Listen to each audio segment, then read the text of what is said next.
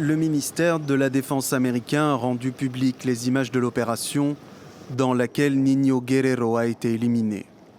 Le chef de la très redoutée organisation criminelle Tren de Aragua était considéré comme le cerveau de l'entité, celui qui en a fait un groupe terroriste transnational selon les autorités américaines. Les terroristes de l'organisation Tren de Aragua n'ont plus de refuge sûr au Venezuela ou ailleurs. Nous trouverons ces meurtriers et barons de la drogue à tout moment et en tout lieu et nous les enverrons dans les profondeurs de l'enfer, là où ils sont censés être.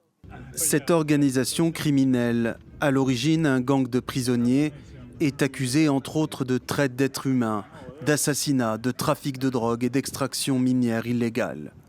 Dans le sud du Venezuela, à Las Claritas, les gangs criminels ont pignon sur rue.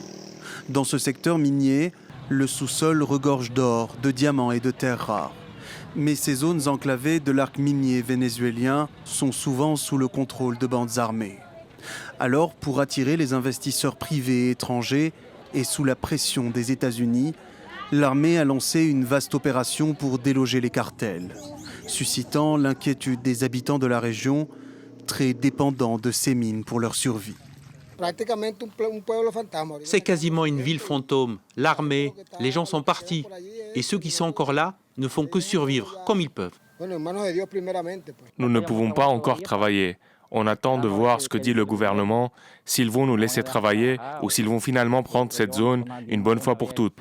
Cette vaste opération menée conjointement entre le Venezuela et les États-Unis illustre le rapprochement des deux pays depuis l'enlèvement du président déchu Nicolás Maduro au début de l'année. L'ancien chef de l'État est justement accusé d'avoir entretenu des liens étroits avec les cartels de la drogue.